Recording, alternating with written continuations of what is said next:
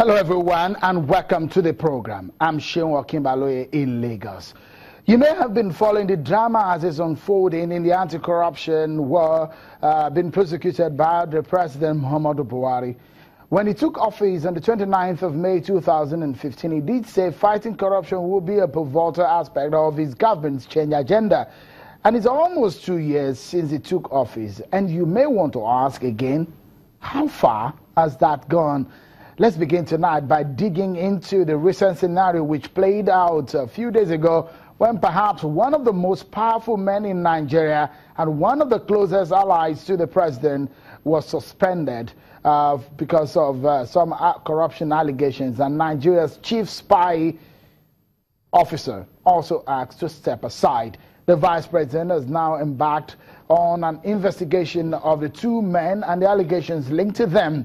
The suspended chief of the National Intelligence Agency, Mr. Ayoke, is being probed over huge sums of money discovered running to about 13 billion Nigerian naira linked to his agency, the NIA, while the government scribe is being probed over allegations of contract scams said to have gone under him and the situation in the internally displaced persons of the insurgency-stricken northeast of Nigeria.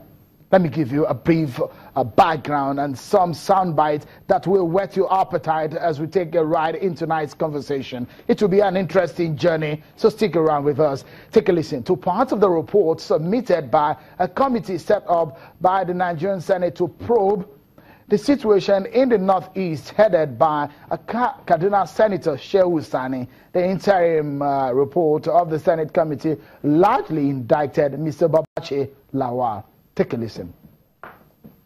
The presidential initiative on the Northeast took undue advantage of the provision of the Emergency Situation Contract Award in the Procurement Act 2007 to overinflate contracts. Not only that, contracts were awarded to companies belonging to top government officials, cronies, family members, and close associates.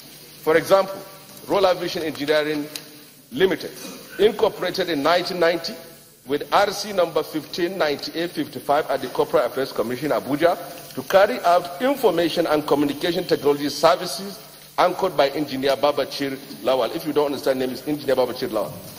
The current secretary to the federal government was awarded consultancy contract for the removal of the invasive plant species in Yobe State on 8th of March 2016.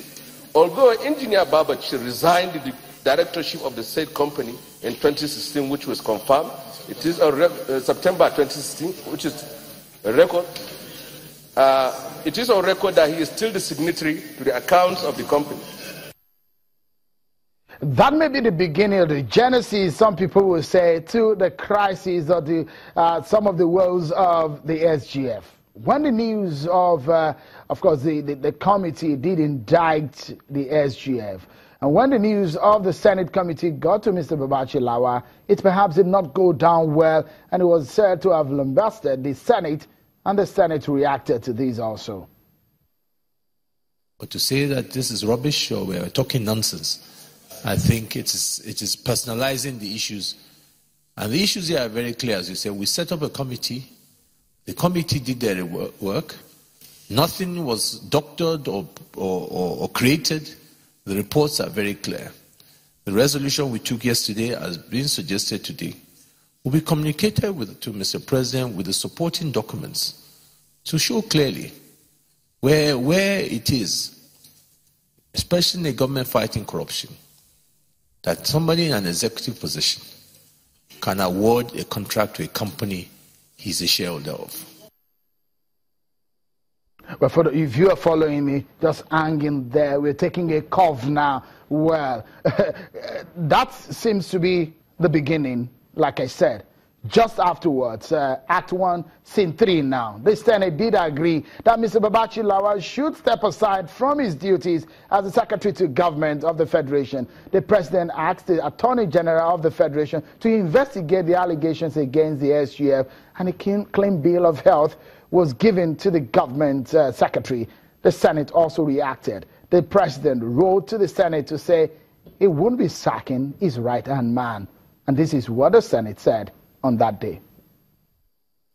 The current report, as presented to the presidency, in his own right, does not meet the principles of fair hearing and compliance with the Senate rules for conduct of investigations in matters relating to abuse of office by public officers. In light of the foregoing, I am not able to approve the recommendation to remove and prosecute NJ Lawal on the basis of the Senate Ad Hoc Committee report dated 15 December 2016. What we did was a thorough job. We invited all the companies concerned. We invited the SGF, and he sent us the secretary of the Presidential Initiative on the Northeast.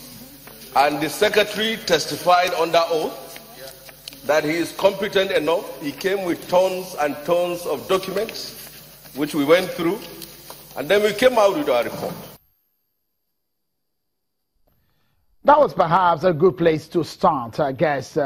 But let me allow you to listen to some of these reactions which have been aired on this program over this matter. It will interest you. It also chronicles some of the issues that we have discussed. The president should have asked Babaji Lawal to step aside, or Babaji Lawal himself should have either resigned or step aside. He can even say that he resigned from Roller Vision. The fact that Roller Vision is associated with him already indicts him. When it comes to fighting corruption in the National Assembly and the judiciary and in the larger Nigerian scene, the presidency uses insecticides. And when it comes to fighting corruption within the presidency, they use deodorant. In terms of the SGF, it is a dent, as far as I'm concerned, on our anti-corruption fight. Showed it clearly that he still have the courage to dispense justice, not only to those that are outside of his cabinet, but those that are even within the corridors of power, and that is commendable.